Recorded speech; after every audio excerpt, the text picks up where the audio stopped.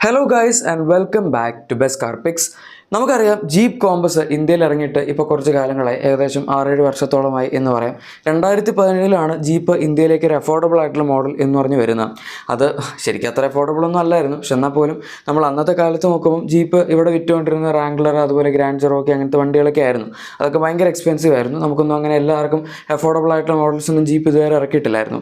പക്ഷേ അതിനിടയ്ക്കാണ് അവർ ഈ കോമ്പസ് എന്ന് പറഞ്ഞ ഒരു ഇൻ്റർനാഷണലി വിൽക്കുന്ന വാഹനം ഇന്ത്യയിലേക്കും കൊണ്ടുവന്ന്. ആൻഡ് ആ സമയത്ത് 15 lakhs എന്തായിരുന്നു അവർ സ്റ്റാർട്ടിംഗ് പ്രൈസ് വെച്ചത്.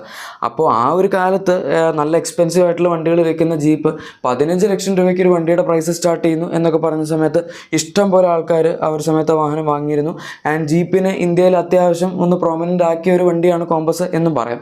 പക്ഷേ ഒരു പ്രശ്നം എന്താണെന്ന് വെച്ചാൽ അത് കഴിഞ്ഞ് അവർ പിന്നൊന്നും ഇറക്കിയില്ല എന്നുള്ളതാണ്.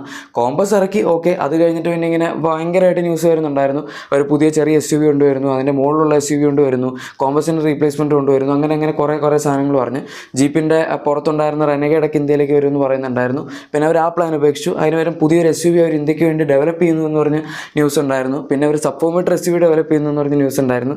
പക്ഷേ ഇതൊക്കെ വെറുതെ ഇങ്ങനെ പറഞ്ഞ് അങ്ങ് പോയി. സംഭവം ജീപ്പ് തന്നെ ഒഫീഷ്യലി പറയുന്നതാണ് ഈ സാധനങ്ങളൊക്കെ. പക്ഷേ കുറച്ച് കഴിയുമ്പോൾ അവർ പറയും ഞങ്ങൾ ഇവാലുവേറ്റ് ചെയ്ത് കഴിഞ്ഞപ്പോൾ ശരിയായില്ല, അതുകൊണ്ട് ഞങ്ങൾ പരിപാടി ക്യാൻസൽ ചെയ്തു എന്ന്. അതാണ് പൊതുവേ നടക്കാറുള്ളത്. പക്ഷേ എന്നാൽ ഇപ്പം അവർ ഇവാലുവേറ്റ് ചെയ്തിട്ട് നടക്കാൻ പോകുന്ന ഒരു പരിപാടിയെ പറ്റിയാണ് നമ്മൾ സംസാരിക്കാൻ പോകുന്നത്. അതാണ് പുതിയ ജനറേഷൻ കോമ്പസ്. ഇപ്പോൾ കോമ്പസ് ജനറലി അതിൻ്റെ സെക്കൻഡ് ജനറേഷൻ ഫോമിലാണ്. ഫസ്റ്റ് ജനറേഷൻ മോഡൽ ഉണ്ടായിരുന്നു, പക്ഷേ അത് നമുക്ക് ഇന്ത്യയിൽ കിട്ടിയില്ല. നമുക്കിവിടെ കിട്ടിയ സെക്കൻഡ് ജനറേഷൻ മോഡലാണ്. ആൻഡ് ഇനി കിട്ടാൻ പോകുന്നത് തേർഡ് ജനറേഷൻ മോഡലാണ്. ഈ വാഹനത്തിൻ്റെ ഡെവലപ്മെൻ്റ് ഒക്കെ സ്റ്റാർട്ട് ചെയ്തിട്ടുണ്ട്. ആൻഡ് ഇപ്പോൾ വരുന്ന റിപ്പോർട്ട്സ് വെച്ച് പറയുകയാണെങ്കിൽ 2024 എൻഡ് അല്ലെങ്കിൽ 2025 സ്റ്റാർട്ടിങ്ങോടുകൂടി അവർ ഈ ഒരു വാഹനം ഗ്ലോബലി അൺവെയിൽ ചെയ്യും എന്നാണ് പറയുന്നത്. ഇന്ത്യയിലേക്ക് ആ സമയത്ത് വരുമെന്ന് പ്രതീക്ഷിക്കേണ്ട, അത് കുറച്ച് ലേറ്റ് ആവും. പക്ഷേ എന്നാലും നമുക്ക് വണ്ടിയുടെ ലുക്കൊക്കെ എങ്ങനെയായിരിക്കും എന്ന് ഈ വർഷം അവസാനത്തോടുകൂടി തന്നെ കാണാൻ പറ്റും എന്ന് വിചാരിക്കാം. ഇന്ത്യയിലേക്കും 2025 പകുതി അല്ലെങ്കിൽ അതിൻ്റെ അവസാനത്തോടുകൂടിയൊക്കെ വരുമായിരിക്കും. പക്ഷേ എന്തായാലും ഈ വണ്ടി എന്ന് പറയുമ്പോൾ നമുക്കിപ്പോൾ കിട്ടുന്ന കോമ്പസ് പോലെയല്ല, കംപ്ലീറ്റ്ലി ഡിഫറെൻ്റ് ആയിട്ടുള്ളൊരു മോഡലായിരിക്കും. ഇപ്പോഴത്തെ കാലത്തൊക്കെ ജനറേഷൻ മാറുന്നു എന്ന് പറഞ്ഞു കഴിഞ്ഞാൽ നമ്മുടെ സാധാരണ കമ്പനികളൊക്കെ ചെയ്യുന്നത് ജസ്റ്റ് ആ ഒരു സെയിം പ്ലാറ്റ്ഫോം എടുക്കും, എന്നിട്ട് ഡിസൈനൊക്കെ കുറച്ചൊന്ന് മാറ്റും. അങ്ങനെയൊക്കെയാണ് ജനറേഷൻ മാറ്റുന്നത് ഇപ്പോഴത്തെ കാലത്ത് ചെയ്തു വരുന്നത്. പക്ഷേ ഇവരുടെ കേസിൽ അങ്ങനെയല്ല, ഒരു കംപ്ലീറ്റ്ലി പുതിയ പ്ലാറ്റ്ഫോമാണ് ഇതിനകത്ത് ഉപയോഗിക്കാൻ പോകുന്നത്. STLA മീഡിയം എന്ന് പറഞ്ഞ പ്ലാറ്റ്ഫോമിലായിരിക്കും നമ്മുടെ തേർഡ് ജനറേഷൻ കോമ്പസ് വരാൻ പോകുന്നത്. ആൻഡ് ഈ പ്ലാറ്റ്ഫോം അത്യാവശ്യം നന്നായിട്ട് ഇലക്ട്രിഫിക്കേഷൻ സപ്പോർട്ട് ചെയ്യുന്നുണ്ട്. അതുകൊണ്ട് തന്നെ കോമ്പസിന് ഡീസലും പെട്രോളും മാത്രമായിരിക്കില്ല, ഇനിയിപ്പോൾ ഇലക്ട്രിക് മോഡലും ഉണ്ടാവും. സെക്കൻഡ് ജനറേഷൻ കോമ്പസ് ബേസ് ചെയ്തിരുന്ന SCCS പ്ലാറ്റ്ഫോമിലാണ്. SCCSൻ്റെ തന്നെ സ്മോൾ വൈഡ് എന്ന് പറഞ്ഞൊരു പ്ലാറ്റ്ഫോം ഉണ്ട്, 4x4 ഉണ്ട് അതിന്. അപ്പോൾ അങ്ങനത്തെ ഒരു പ്ലാറ്റ്ഫോമിലായിരുന്നു. SCCS എന്ന് പറഞ്ഞാൽ small common components and system platform എന്നാണ് അതിൻ്റെ പേര്. അത് ബേസിക്കലി നമ്മുടെ പുൻഡോയിലൊക്കെ യൂസ് ചെയ്തിരുന്ന സെയിം പ്ലാറ്റ്ഫോമാണ്. അതിൻ്റെ തന്നെ ഒരു ഇത്തിരി കൂടെ എക്സ്റ്റൻഡഡ് വേർഷനാണ് അവർ കോമ്പസ് ബിൽഡ് ചെയ്തത്. ഓക്കെ, അപ്പോൾ അതാണ് സംഭവം. പക്ഷേ എന്നാൽ ഇനിയിപ്പം ഇവരുടെ കുറച്ചുകൂടെ C അല്ലെങ്കിൽ D സെഗ്മെൻറ്റ് വണ്ടികളിൽ വരാവുന്ന പ്ലാറ്റ്ഫോമാണ് ഇവർ ഉപയോഗിക്കാൻ പോകുന്നത്. ഈ പഴയ പ്ലാറ്റ്ഫോം പല വണ്ടികൾ ഉപയോഗിച്ചുകൊണ്ടിരുന്നതാണ്, ഫിയറ്റിൻ്റെ അണ്ടറിലായിരുന്നു ഉണ്ടായിരുന്നത്. ഇപ്പോൾ പുതിയ പ്ലാറ്റ്ഫോം ആണെങ്കിൽ പോലും നമ്മൾ ഈ പറയുന്ന STLA മീഡിയം എന്ന് പറയുന്ന പ്ലാറ്റ്ഫോം പ്യൂഷോ ഒക്കെ ഉപയോഗിക്കുന്നുണ്ട്. പ്യൂഷോയുടെ പുതിയ 308 ഒക്കെ ആ ഒരു പ്ലാറ്റ്ഫോമിലാണ് വരുന്നത്. ആൻഡ് ഇത് അത്യാവശ്യം നല്ലൊരു പ്ലാറ്റ്ഫോമാണ്. കാരണം പറഞ്ഞു വരുമ്പോൾ ഇതിൻ്റെ അകത്ത് സ്ട്രോങ് ആയിട്ടുള്ള ഇലക്ട്രിഫിക്കേഷൻ സപ്പോർട്ട് ചെയ്യും. ഞാനതിൻ്റെ ഒരു ചാർട്ട് കാണിച്ചു തരാം. 400 volts ആർക്കിടെക്ചറാണ് ഈ ഒരു പ്ലാറ്റ്ഫോം സപ്പോർട്ട് ചെയ്യുന്നത്. ആൻഡ് ഇതിൻ്റെ അകത്ത് മാക്സിമം 98 kWh വരെയുള്ള ബാറ്ററി പാക്ക് വരെ വെക്കാൻ പറ്റും. അത് അത്യാവശ്യം വലിയൊരു നമ്പറാണ്. അതുകൊണ്ട് തന്നെ മാക്സിമം റേഞ്ച് 700 kilometers വരെ WLTP ക്ലെയിമിൽ കിട്ടും എന്നാണ് പറയുന്നത്. ഈ WLTP എന്ന് പറഞ്ഞാൽ അത്യാവശ്യം നമുക്ക് ട്രസ്റ്റ് ചെയ്യാൻ പറ്റുന്ന പോലത്തെ ഒരു സംഭവമാണ്. അവരിപ്പോൾ 700 കിട്ടുമെന്ന് പറഞ്ഞാൽ നമുക്ക് എങ്ങനെയായാലും 600 കിട്ടിയിരിക്കും. അല്ലാണ്ട് ഇവിടെ 450 കിട്ടുമെന്ന് പറഞ്ഞിട്ട് 180 കിട്ടുന്ന അവസ്ഥ വരില്ല. ഈ ബാറ്ററി പാക്കിൻ്റെ സൈസ് മാത്രമല്ല, ഇതിൻ്റെ എനർജി എഫിഷ്യൻസിയും നന്നായിട്ട് തന്നെയാണ് പറയുന്നത്. 100 കിലോമീറ്റർ ഓടുന്ന സമയത്ത് 14 kWh താഴെ ആയിരിക്കും ഇതിൻ്റെ എനർജി കൺസംഷൻ എന്നാണ് അവർ പറയുന്നത്. അതുപോലെ തന്നെ നമ്മളിതിൻ്റെ ചാർജിങ് സ്പീഡ് എടുക്കുകയാണെങ്കിലും 400 volt ആർക്കിടെക്ചർ ആയതുകൊണ്ട് തന്നെ 20% to 80% ആക്കാൻ ജസ്റ്റ് 27 മിനിറ്റ് എടുക്കുകയുള്ളൂ എന്നും പറയുന്നുണ്ട്. അതും ഒരു ഡീസൻറ്റ് ടൈമാണ്. പക്ഷേ 800 volt ആർക്കിടെക്ചറൊക്കെ ഇപ്പോൾ അവൈലബിൾ ആണ്. നമ്മുടെ ഹ്യുണ്ടായുടെയും കിയയുടെയൊക്കെ EGMP പ്ലാറ്റ്ഫോം, അതായത് ഇലക്ട്രിക് ഗ്ലോബൽ മോഡുലർ പ്ലാറ്റ്ഫോം, ആ ഒരു സംഭവം നമുക്ക് ഈ പറയുന്ന രീതിയിൽ 800 volts ആർക്കിടെക്ചർ സപ്പോർട്ട് ചെയ്യുന്നുണ്ട്. അതുകൊണ്ട് അതിൻ്റെ അകത്ത് ഫാസ്റ്റർ ചാർജിങ് പോസിബിൾ ആണ്. ഇതും കുഴപ്പമൊന്നുമില്ല, ജസ്റ്റ് സ്റ്റാർട്ട് ചെയ്യുന്നു എന്ന് പറയുമ്പോൾ ഇത് നല്ലതാണ്. കാരണം മറ്റത് പറഞ്ഞു വരുമ്പം ഡെഡിക്കേറ്റഡ് EV പ്ലാറ്റ്ഫോം ആണല്ലോ, സ്കേറ്റ് ബോർഡ് EV പ്ലാറ്റ്ഫോം ആണ്. ഇത് സ്കേറ്റ് ബോർഡ് EV ഒന്നും അല്ല, നമുക്ക് ഇതിനകത്ത് പെട്രോൾ ഡീസലൊക്കെ പറ്റും. പിന്നെ ഇതിൻ്റെ പവർ ഫിഗേഴ്സ് ആണെങ്കിൽ പോലും അവർ കിലോ വാട്ടിലാണ് കാണിച്ചതെന്ന് മാത്രം. നമ്മളത് PS കൺവേർട്ട് ചെയ്യുമ്പോൾ ഓൾമോസ്റ്റ് 220 PS to 380 PSൻ്റെ ഇടയിൽ വരെ ഇതിന് പവർ കൊടുക്കാൻ പറ്റും എന്നവർ പറയുന്നുണ്ട്. സോ അതും നല്ലൊരു സംഭവമാണ്. പിന്നെ ഓൾ വീൽ ഡ്രൈവും അതുപോലെ റിയർ വീൽ ഡ്രൈവും ഒക്കെ ഇതിനകത്ത് പോസിബിൾ ആണ് ഈ ഒരു പുതിയ ഇലക്ട്രിക് പ്ലാറ്റ്ഫോമിൽ. അപ്പോൾ അങ്ങനെ നോക്കിക്കഴിഞ്ഞാൽ കോമ്പസിൻ്റേതായിട്ടുള്ള ട്രേറ്റ്സ് ഒന്നും തന്നെ അവർ ലൂസ് ചെയ്യുന്നതായിരിക്കില്ല.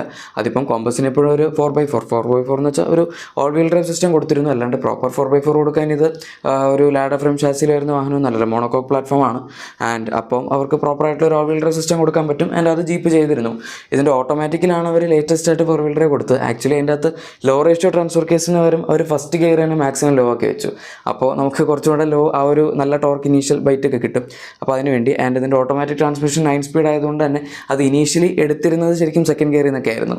എനിവേ ഇത്രയൊക്കെ ചെയ്തിട്ടാണെങ്കിലും അവരതിന് ഓൾ വീൽ ഡ്രൈവ് കൊടുത്തു. ശരിക്കും ഇപ്പോൾ കൊടുത്തില്ലെങ്കിലും കുഴപ്പമൊന്നുമില്ല. കാരണം ഇന്ത്യയിൽ എടുക്കുന്ന ആൾക്കാരുടെ എണ്ണം നോക്കുകയാണെങ്കിലും ആരും അങ്ങനെ 4x4 പ്രിഫർ ചെയ്യാറില്ല. എന്ന് വെച്ചാൽ ചെയ്യാറുണ്ടെങ്കിൽ തന്നെ ആരും വണ്ടി കൊണ്ട് ഓഫ് റോഡ് പോകാറുമില്ല. പുറത്തൊക്കെ പിന്നെ ആൾക്കാർ പ്രിഫർ ചെയ്യാറുണ്ട് 4x4 എടുക്കാൻ. അവിടെയും പക്ഷേ പൊതുവേ നമ്മൾ നോക്കുകയാണെങ്കിൽ എടുക്കുന്ന ആൾക്കാരൊക്കെ അതുകൊണ്ട് ഓഫ് റോഡ് പോകണം എന്ന് നിർബന്ധമൊന്നുമില്ല. എല്ലാ സ്ഥലത്തും ഏകദേശം ഇതുപോലൊക്കെ തന്നെയാണ്. എടുക്കുമ്പം നമ്മൾ 4x4ഉം അതൊക്കെ എടുക്കും. പിന്നെ കുറേയൊക്കെ ആൾക്കാർ പുറത്ത് വണ്ടികൾ ടോ ഒക്കെ ചെയ്യാറുണ്ട്. നമുക്ക് ഇന്ത്യയിൽ അങ്ങനത്തെ പരിപാടിയൊന്നും ഇല്ലാത്തതുകൊണ്ട് കുഴപ്പമില്ല. അപ്പോൾ അതിന് നല്ല ലോ ആൻഡ് ടോർക്കുള്ള വണ്ടികളൊക്കെ വേണം. അതിന് വേണ്ടിയൊക്കെ ആയിരിക്കും ഒരു 4x4 എടുക്കുന്നത്. അതിന് റിയർ വീൽ ഡ്രൈവ് ആയാലും കുഴപ്പമൊന്നുമില്ല. ഞാൻ പറഞ്ഞു വരുമ്പോൾ പറഞ്ഞതേ ഉള്ളൂ.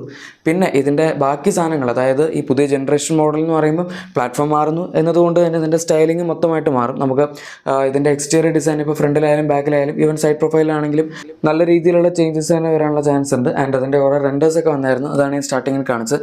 അങ്ങനെ ഇരിക്കണം എന്ന് നിർബന്ധമൊന്നുമില്ല കേട്ടോ. കാരണം വണ്ടി ഇതുവരെ അങ്ങനെ ഓപ്പൺ ആയിട്ട് ക്യാമഫ്ലാഷ് ഒന്നും ഇല്ലാണ്ട് ഇവിടെ ടെസ്റ്റിങ്ങിൽ കണ്ടിട്ടൊന്നുമില്ല.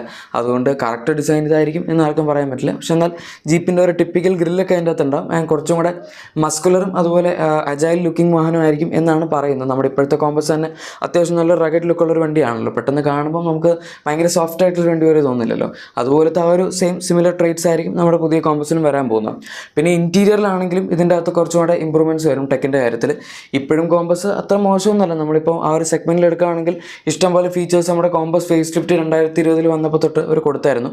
ആ ഒരു സമയം തൊട്ട് പാനോറാമിക് സൺറൂഫ്, വെന്റിലേറ്റഡ് സീറ്റ്സ്, അതുപോലെ മൾട്ടി ഫംഗ്ഷൻ സ്റ്റിയറിംഗ് വീല്, പിന്നെ കുറേ അങ്ങനത്തെ ഫീച്ചേഴ്സ് അത് ഇതൊക്കെ ഉണ്ടായിരുന്നു. പിന്നെ ട്രെയിൽ ഹോക്ക് മോഡൽ ഉണ്ടായിരുന്നു. നമുക്കിപ്പോഴും ഇവിടെ ട്രെയിൽ ഹോക്ക് കിട്ടുന്നുണ്ട് കോമ്പസിൻ്റെ. അത് ഇടയ്ക്ക് വെച്ച് അവർ നിർത്തിയായിരുന്നു പഴയ മോഡൽ മാറ്റി പുതിയ ഫേസ് ലിഫ്റ്റ് വന്ന സമയത്ത്. പക്ഷേ അത് കഴിഞ്ഞ് നമുക്കിപ്പോൾ പിന്നെയും കിട്ടാൻ തുടങ്ങിയായിരുന്നു കുറച്ച് വർഷം മുന്നേ.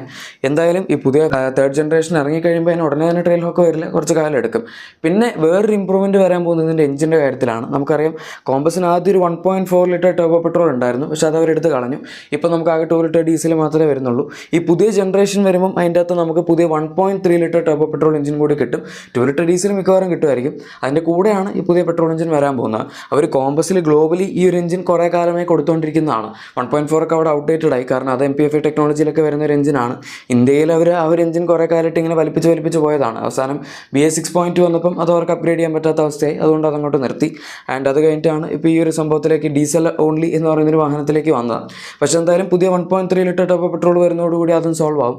1.4 കോമ്പസ് അങ്ങനെ ഭയങ്കര പവർഫുൾ ആയിട്ടുള്ള വണ്ടിയൊന്നും അല്ലായിരുന്നു. 1.3 പക്ഷേ അങ്ങനെ ആയിരിക്കില്ല, കുറച്ചുകൂടെ പവർ ഉണ്ടാവും. അതുപോലെ നമുക്ക് റെഗുലറായിട്ട് യൂസ് ചെയ്യാനും അത് TGDI ടെക്നോളജി വെച്ച് വരുന്ന എഞ്ചിനാണ്. അപ്പോൾ കുറച്ചുകൂടെ ബെറ്റർ ആയിരിക്കും.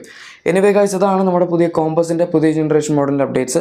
വീഡിയോ ഇഷ്ടപ്പെട്ടെങ്കിൽ ലൈക്കും സബ്സ്ക്രൈബും ഷെയർ ഒക്കെ ചെയ്യുക. നമുക്ക് മറ്റൊരു വീഡിയോയിൽ കാണാം. Thank you for watching my video and good bye.